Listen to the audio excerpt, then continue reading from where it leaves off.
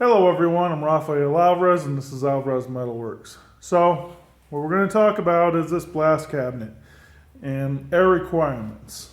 I have the Tacoma Company upgrade kit for my 40-pound Harbor Freight blast cabinet sitting right here that's holding my fat body up.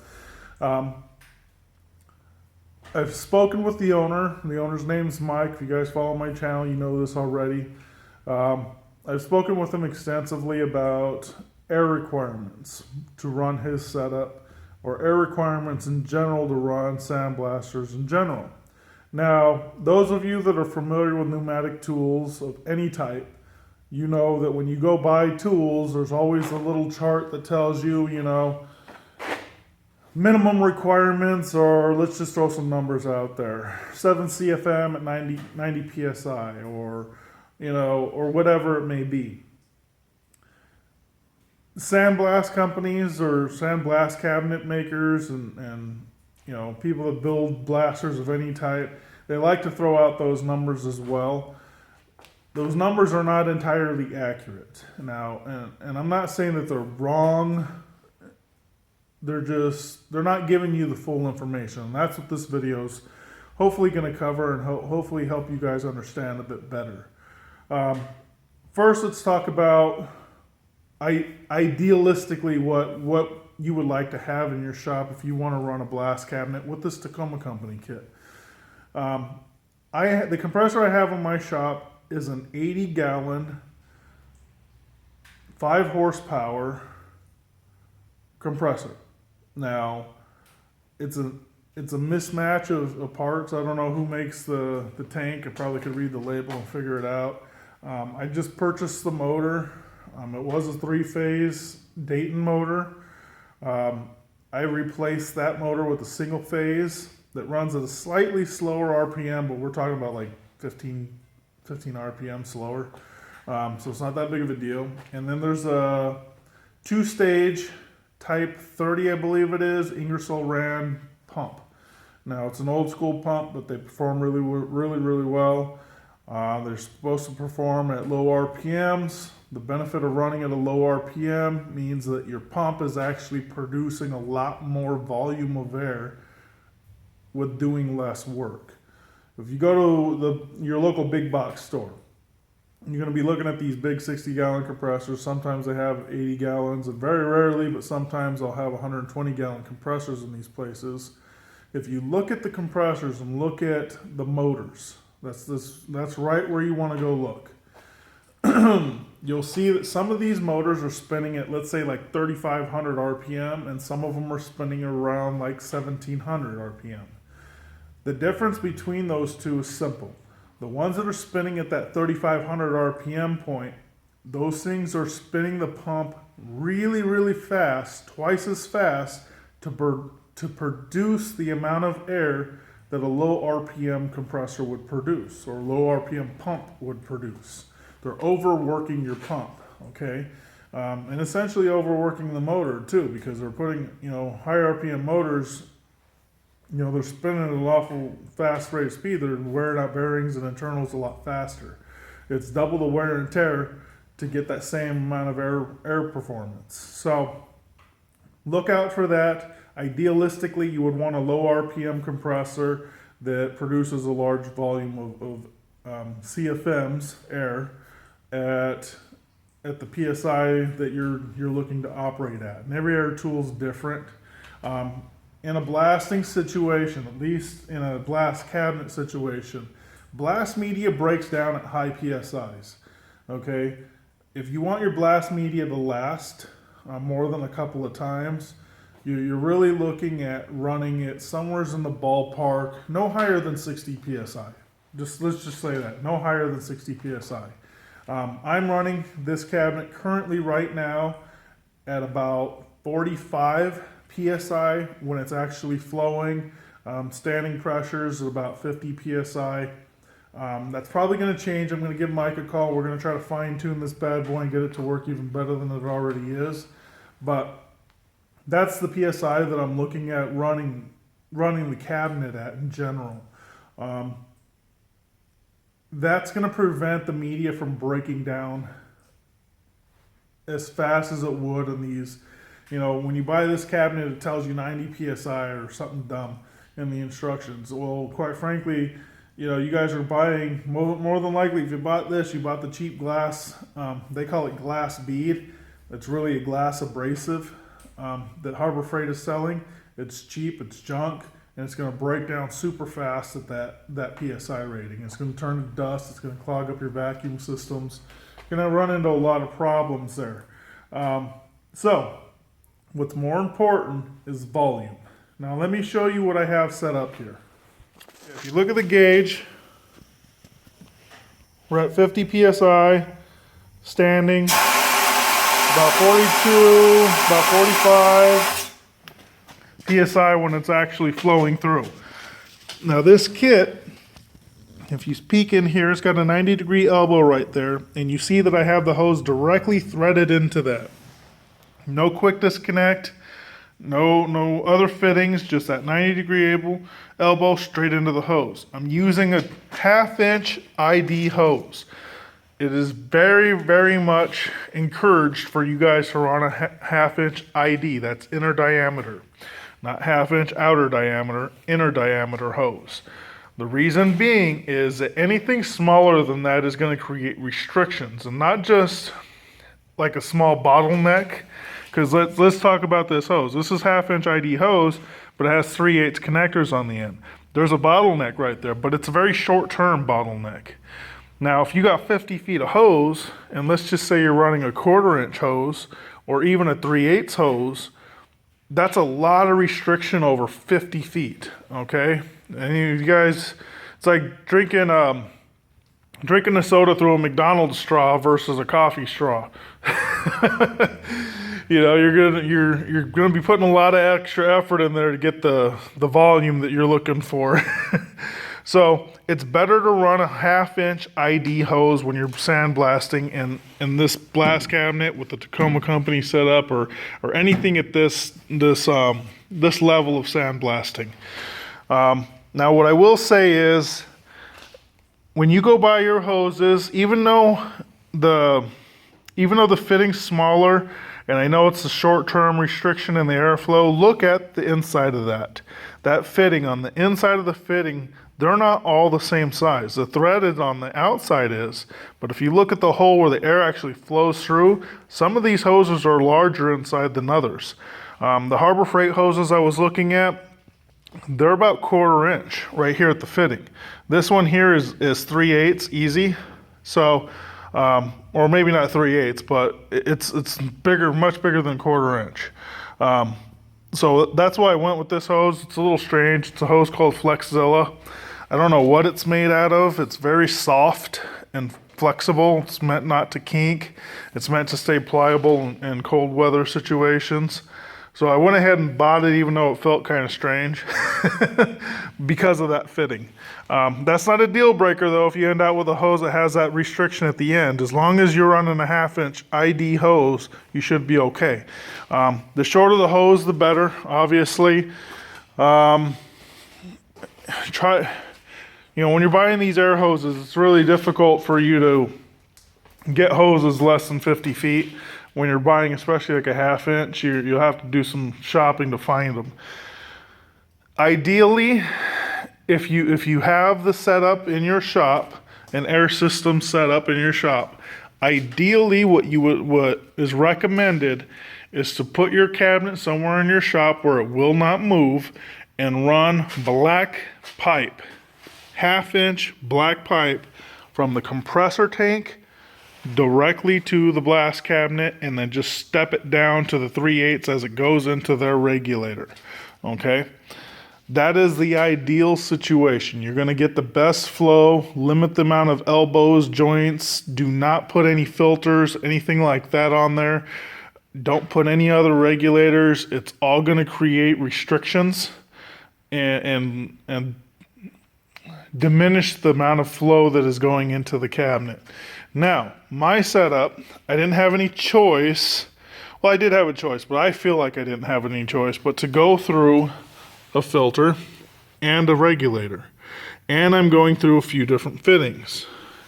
You know, we've got this up pipe, we got a ball valve here, we got some other fittings.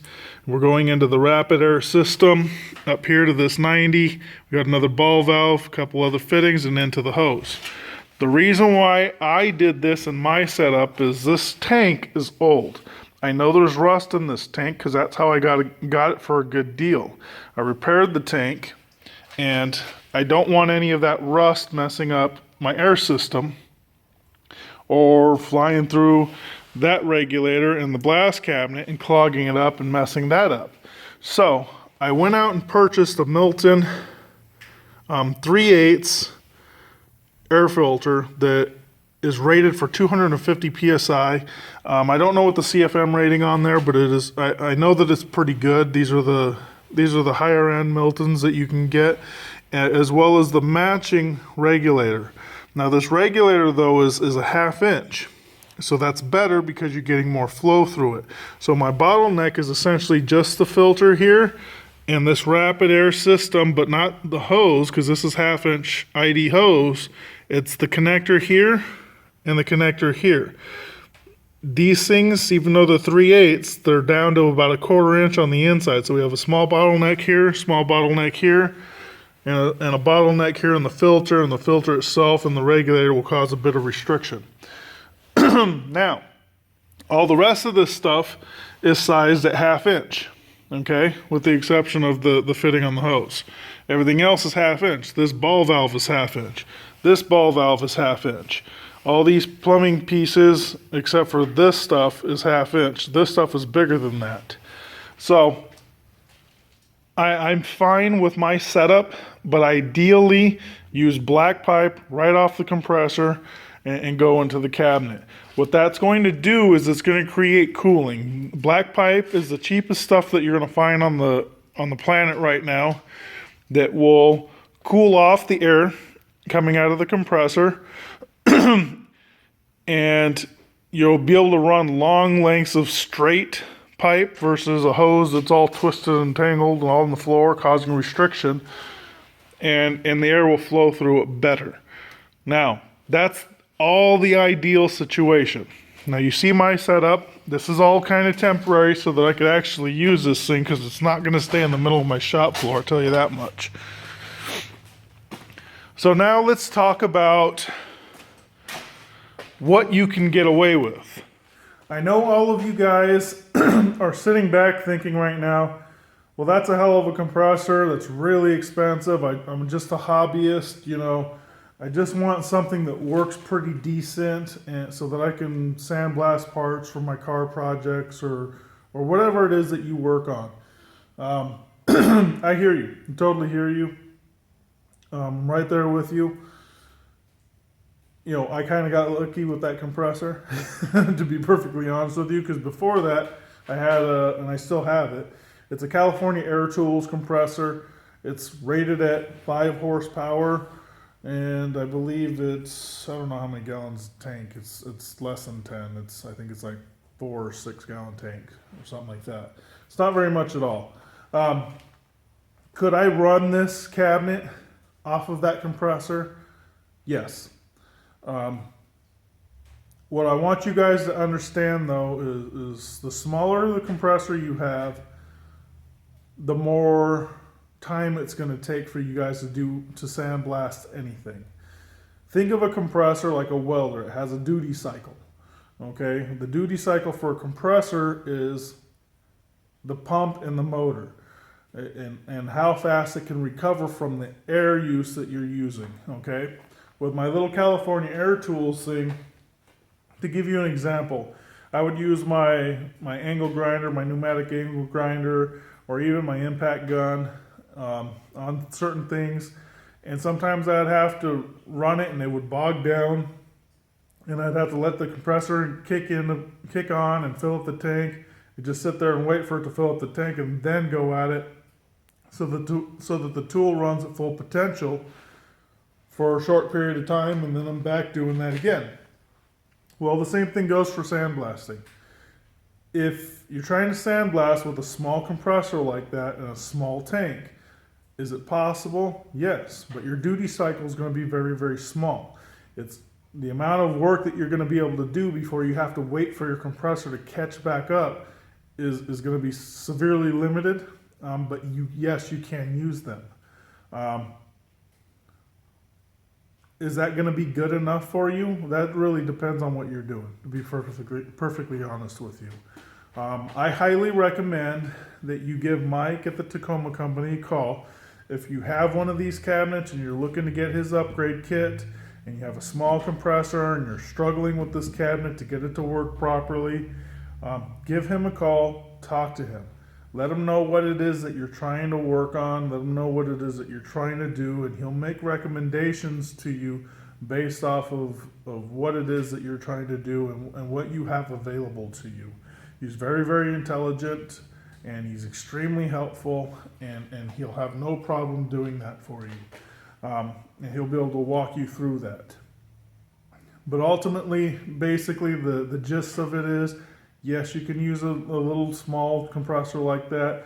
Yes, it will work, but your duty cycle is going to be severely limited. Things that you can do to improve that.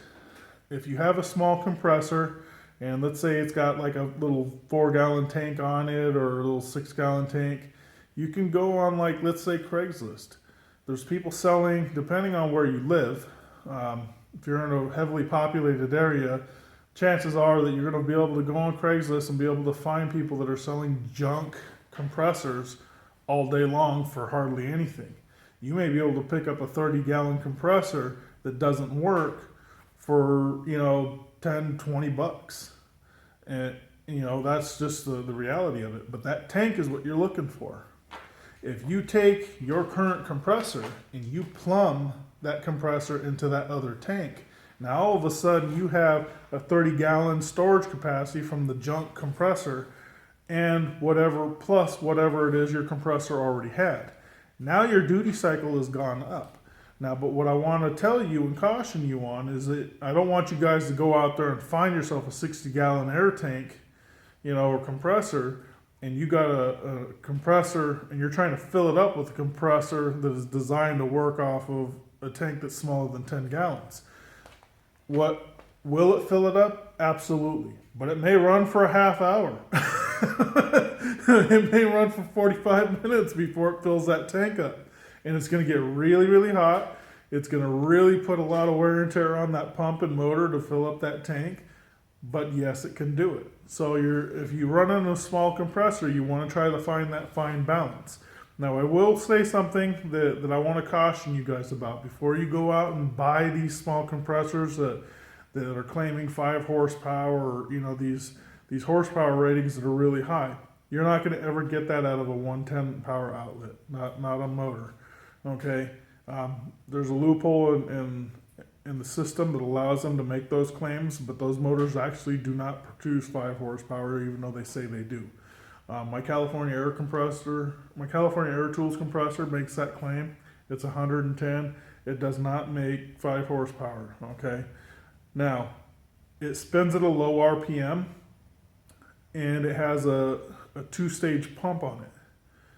So it produces an awful lot of air for its size and for the amount of effort that it's doing. So there are some small compressors out there that do perform really, really well for what they are. However, their price points are kind of high. You may be sitting there looking at like $300 to $500 for those type of compressors. Whereas if you go look on Craigslist, you may be able to get pretty decent used compressor for that price point, or even less. Depending on how patient you are. The compressor I had, that 80-gallon one, I paid $250 for it.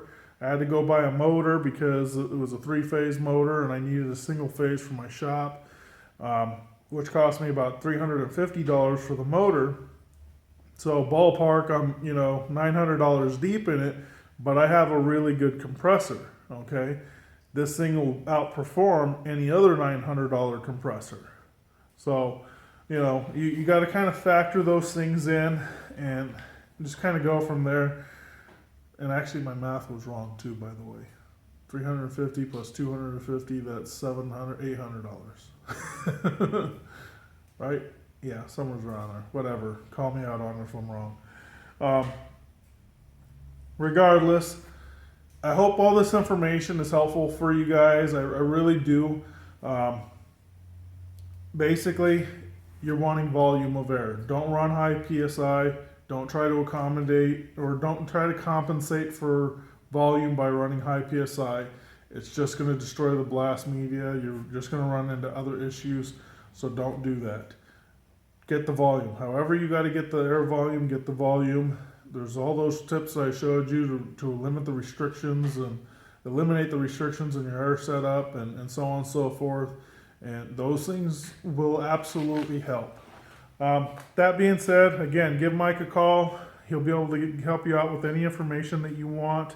Let him know what it is that you're trying to do, and he can help you achieve what you're trying to accomplish, or at least send you down the path that you need to be on to get to the point that you want to be. You know, your end result, your end goal. The gun on here, he is able to put a smaller nozzle on it for people that run smaller compressors. The difference though is that your blast coverage is a lot smaller. It increases your duty cycle per se with your compressor, but your blast coverage is smaller. So you're working a lot more to increase your duty cycle, and it's kind of a seesaw thing. It's balancing itself out. You're increasing your duty cycle, but your productivity is down because you're not really covering that much material when you're blasting. So ultimately it balances itself out and ends up being the same amount of time in the end, in theory. So some people would prefer to blast a 4x4 inch square in, you know, maybe a couple minutes and walk away and let the compressor catch up and then come back when it's caught up and do another one of those versus, you know, spending 5-10 minutes blasting that same space, you know, and then walk away. It's a time versus duty cycle type deal. Anyway, I'm kind of rambling at this point. Let's wrap this up. Give Mike a call. Awesome guy, plethora of information. Been doing this for a long time. Remember to check out RourkeSupply.com. They're my channel sponsor. That is my thank you to you by giving you a 10% off coupon code. Use coupon code METAL. That'll give you 10% off anything that you order from them forever. Okay, it's not a limited time thing. As long as my relationship with Rourke Supply is good, you're going to have this coupon code. So use that coupon code. That's their thank you to you too for supporting my channel and supporting what I'm doing here in my shop. And like always, subscribe, comment, like. If you know anybody with this cabinet, and you know anybody who does any kind of mom and pop type sandblasting in their garage and they're struggling with it, send them over to my channel. Let them look at the videos that I have out about this cabinet, the improvements that I've done to it, the information that I'm putting out there, because it's designed to help you guys. It's not just designed to drum up traffic, because, you know, traffic is all really going to be based off of, you know, people searching for it. I'm trying to put content out there that people actually will enjoy and be able to use and whatnot. And the big reason behind all of the sandblasting stuff is that I know there's a lot of misinformation out there, and I'm trying to get the proper information out there for you guys. So with that being said, thanks for watching. Talk to you guys later.